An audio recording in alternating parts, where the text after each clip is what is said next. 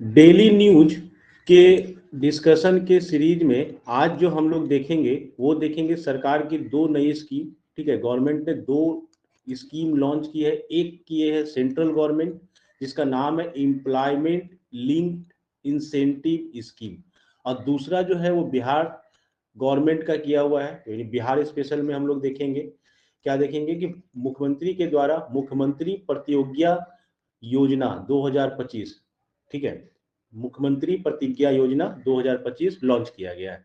तो स्टार्ट करते हैं अपने डिस्कशन को। अगर चैनल को सब्सक्राइब नहीं किए हो तो सब्सक्राइब कर लो, वीडियो को लाइक कर दो।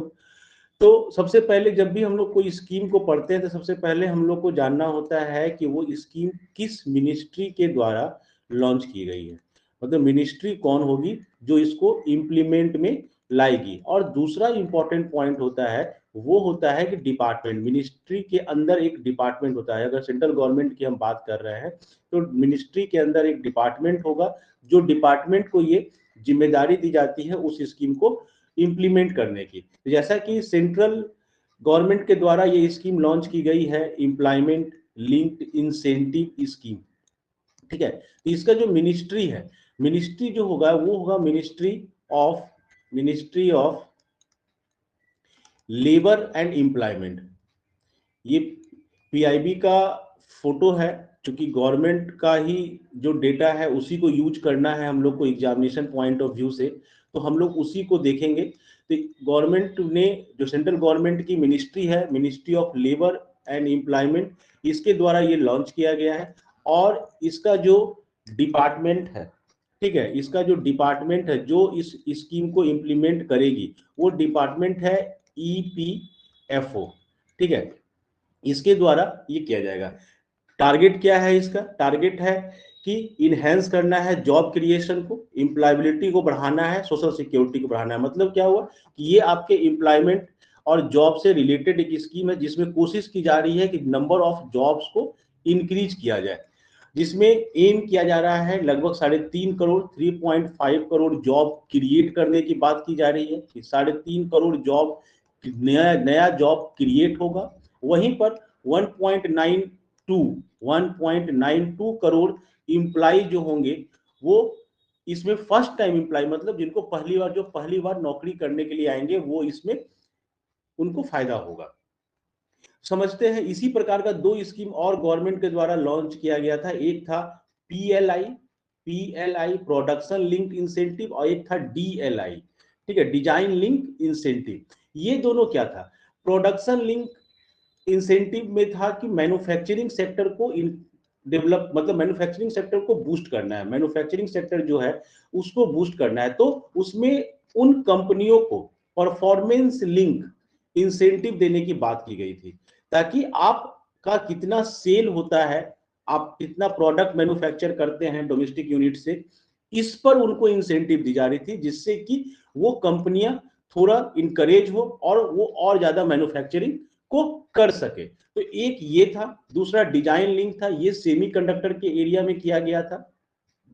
सेमीकंडक्टर के सेक्टर को बूस्ट करने की कोशिश की गई थी, जिसमें उन्हें फाइनेंशियल इंसेंटिव दी जा रही थी, डिजाइन इंफ्रास्ट्रक्चर सपोर्ट दिया जा रहा था, various stage of development and deployment of semiconductor design integrated circuit पर, ठीक है। तो इस प्रकार से यहां पर ईएलआई उसी कड़ी में एक और स्कीम का नाम जुटता है, मतलब ईएलआई है, पीएलआई है और डीएलआई है। तो ये सारी बातें जो गवर्नमेंट ने की थी, ये की थी 2024-2025 के बजट में, और उस बजट में इन सभी के लिए एलोकेशन दिया गया था। तो अब गवर्नमेंट इसको ईएलआई को क्लियर रूप से लॉन्च कर दी। तो कैबिनेट ने अप्रूव कर दिया एम्प्लॉयमेंट लिंक इंसेंटिव। करना क्या है इस इंसेंटिव में, ध्यान से समझो। जॉब को क्रिएट करना है, जॉब क्रिएट करना है। जॉब क्रिएट का मतलब हुआ, जॉब क्रिएट कौन करेगी? कंपनी करेगी, मैन्युफैक्चरिंग सेक्टर करेगा। मतलब मैन्युफैक्चरिंग सेक्टर जो है वो जब अपने एम्प्लॉय को, जब एम्प्लॉय को रखती है तो एम्प्लॉय को वो सैलरी देती है, ठीक है, वो सैलरी देती है। और वो एम्प्लॉय जो होता है वो रजिस्टर्ड होता है, वो रजिस्टर्ड किया जाता है उस एम्प्लॉय को ईएफओ में, ठीक है। तो ईपीएफ अकाउंट उसका एक खुलता है, जिसमें कंपनी जो सैलरी पे करती है उसका कुछ हिस्सा ईपीएफ अकाउंट में उस व्यक्ति के नाम से जमा होता है, जो उसको उसकी सेविंग कहलाती है। तो यहां पर क्या है कि कंपनी को सैलरी देनी पड़ती है। गवर्नमेंट का स्कीम ये है कि कंपनी को जो सैलरी देनी पड़ रही है उसी में वो इंसेंटिव देने की बात कर रही है कि आप जो अपने सैलरी के रूप में जो पेमेंट करते हैं अपने एम्प्लॉय को, उसमें मैं आपको इंसेंटिव दूंगा। और अगर कंपनी को इंसेंटिव के रूप में पैसा मिलता है, मतलब वो कि जो इस एम्प्लॉय को उसे रखना है उसका सैलरी सरकार अगर पे कर दी, तो ऑब्वियस बात है कि कंपनी जो भी होगी वो एम्प्लॉय को रखने के लिए इनकरेज होगी। तो इससे क्या होगा, इससे आपका जॉब क्रिएशन होगा, इससे आपका एम्प्लॉयमेंट बढ़ेगा। तो यहाँ पे दो तरह का बात किया गया। एक है पार्ट ए। पार्ट ए में क्या बोला है कि incentive to first time employ, जो पहली बार नौकरी पे आए, ये जो नंबर है वो लगभग है 9.2 करोड़। ठीक है, इससे इतने एम्प्लॉय को बेनिफिट मिलेगा। तो फर्स्ट टाइम एम्प्लॉय जो है उनको टारगेट किया जा रहा है ईपीएफओ के द्वारा, और उन्हें बोला जा रहा है कि आपको मैक्सिमम ये 15,000 जो है ये मैक्सिमम अमाउंट है। मैं इतना 15,000 का इंसेंटिव उन्हें 2 इंस्टॉलमेंट में कंपनी के थ्रू उस इंप्लाई को मिलेगा, कंपनी के थ्रू उस इंप्लाई को मिलेगा। ठीक है, और इसमें किस प्रकार के इंप्लाई इलिजिबल होंगे, वैसे इंप्लाई जिनकी सैलरी 1 लाख रुपए तक है। तो जो मान लो कि कोई व्यक्ति ए है जिसको नौकरी मिला, तो ये कंपनी एक्स में गया नौकरी करने के लिए, तो कंपनी इसको पेमेंट करती है, सैलरी देती है। तो मान लो इसकी सैलरी है 15,000 रुपया। ठीक है, तो 15,000 रुपया अगर सैलरी है जो एक्स पे करेगी ए को, तो गवर्नमेंट का कहना है कि आप अगर इस तरह के से लोगों को नौकरी दे रहे हैं तो ये जो 15,000 है ये आपको 2 इंस्टॉलमेंट में हम आपको पे कर देते हैं, जिससे कि कंपनी को लगेगा कि हाँ, अगर हम एम्प्लॉय ज्यादा एम्प्लॉय को हायर करेंगे, क्योंकि ज्यादा एम्प्लॉय हायर करेंगे उनका ज्यादा काम होगा। और एम्प्लॉय को हायर करने में सबसे बड़ा हर्डल क्या है, उसकी सैलरी। अगर गवर्नमेंट वहां पर उसको पे कर रही है तो कंपनी बूस्ट होगी, कंपनी चाहेगी कि हम अधिक से अधिक लोगों को नौकरी पर रखें। इसका पार्ट बी क्या है, पार्ट बी बोलता है support to employ. Support to employ क्या है कि अगर आप एडिशनल एम्प्लॉयमेंट देते हैं, मतलब क्या हुआ, आप मैं ज्यादा लोगों को रखते हैं, मतलब आपको 20 लोगों की आवश्यकता थी, आप 20 से ज्यादा लोगों को रख देते हैं। ठीक है, वैसे एम्प्लॉयमेंट के केस में सभी sector, not only manufacturing sector, सभी सेक्टर में एक स्पेशल और फोकस जो है वो मैन्युफैक्चरिंग सेक्टर का है, लेकिन ये बोला गया सभी सेक्टर के लिए कि अगर आप वैसे रखते हैं और उसको आप मैक्सिमम 1 लाख तक का सैलरी दे रहे हैं, मतलब जो एम्प्लॉय को रखें आप 15,000 मिनिमम है, 1 लाख मैक्सिमम है, अगर यहां तक भी आप सैलरी आप 1 लाख तक की भी सैलरी दे रहे हैं, तो वैसे केस में 3,000 रुपया पर मंथ पहले 2 साल के लिए वैसे एडिशनल एम्प्लॉइयों को इंसेंटिव दिया जाएगा। लेकिन कंडीशन क्या रखा गया है कि वैसा एम्प्लॉयमेंट जो आप देंगे वो कम से कम उस व्यक्ति को 6 मंथ का एम्प्लॉयमेंट देंगे, मिनिमम 6 मंथ का देंगे।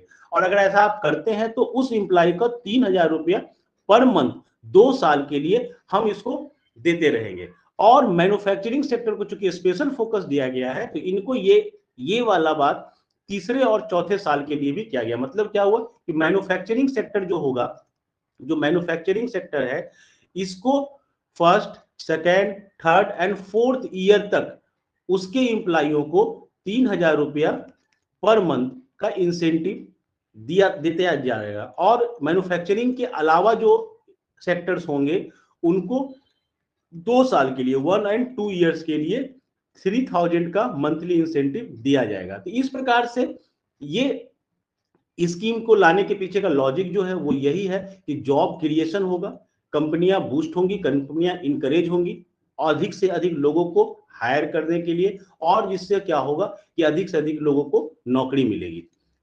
इसी प्रकार का एक स्कीम बिहार सरकार ने लॉन्च किया जिसका नाम रखा गया मुख्यमंत्री प्रतिज्ञा योजना, जिसमें कहा गया 18 से 28 वर्ष के 1 लाख युवाओं को 4 से 6 हजार का मासिक इंटर्नशिप मिलेगा। समझते हैं इन चीजों को, क्या इसमें कहा गया है।